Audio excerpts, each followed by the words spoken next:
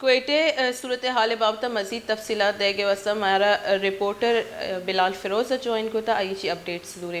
جی بلال ذرا بتائیے گا کہ اس وقت کوئٹہ کی کیا صورتحال ہے اور جو آپریشن ہوا ہے اس حوالے سے اپڈیٹ کیجیے گا.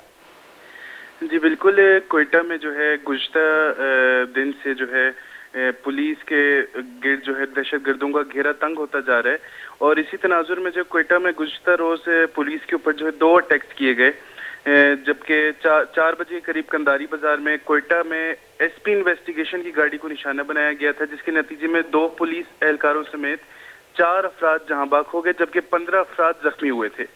اور جہاں بحق ہونے والوں میں کلثوم نامی ایک چھوٹی بچی بھی شامل تھی، جو اپنے ماموں کے ساتھ جو ہے عید کی شاپنگ کرنے بازار آئی تھی.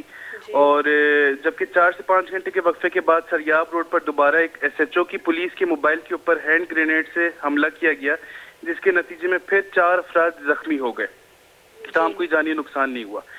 اور اسی طرح آج صبح بھی جو ہے صبح سویرے بلوچستان پولیس کی جانب سے کچلاک کے علاقے میں مبینہ ملزمان کے خلاف آپریشن کیا گیا، جہاں آپریشن کے دوران گھات لگائے بیٹھے دہشت گردوں نے اے ٹی ایف کی ٹیم پر حملہ کر دیا، اور فائرنگ کے تبادلے میں 4 پولیس اہلکار جہاں بحق ہو گئے، جبکہ 1 دہشت گرد بھی مارا گیا ہے.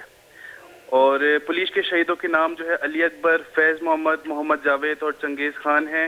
اور کچلاک کے علاقے میں اب بھی جو آپریشن جاری ہے، جبکہ مزید نفری بھی وہاں پر طلب کی جا رہی ہے. بلال، کسی تنظیم نے اس واقعات کے جو ہے ان واقعات یا ان اٹیکس کا ذمہ داری قبول کی ہے؟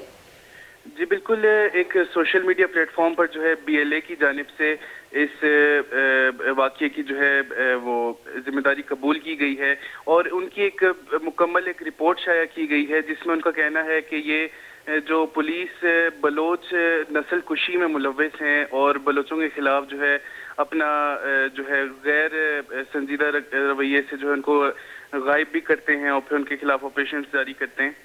تو اسی تناظر میں اس بلوچ نسل کشی کے خلاف ہم نے جو ہے بی ایل اے نے یہ پولیس کے جو ہے اس کے خلاف گھیرا تنگ کرنا شروع کیا. بلال، زخمیوں کی کیا صورتحال ہے اس وقت؟ جی بالکل، جو آپریشن جاری ہوا ہے اس میں 4 پولیس اہلکار جہاں بحق ہو گئے، جبکہ کوئی سویلین زخمی نہیں ہوا. لیکن گزشتہ روز جو 2 دھماکے ہوئے ہیں اس میں اب تک 19 افراد جو ہے وہ زخمی ہو چکے ہیں، جن کو طبی امداد دی جا رہی ہے، لیکن ابھی تک کوئی مزید ہلاکت کا جو ہے وہ رپورٹ سامنے نہیں آئی ہے. تو کوئٹہ کے لیے اب سیکیورٹی پلان کیا بنایا گیا ہے؟ اب ہم دیکھتے ہیں آگے جلوس بھی نکلیں گے جو ہے، تو ابھی کیا صورتحال ہے؟ کوئٹہ میں نفری بڑھا دی گئی ہے، سیکیورٹی چیک پوسٹ زیادہ کیے گئے ہیں، آپ ایسے نفری دکھتی ہے سڑکوں پر؟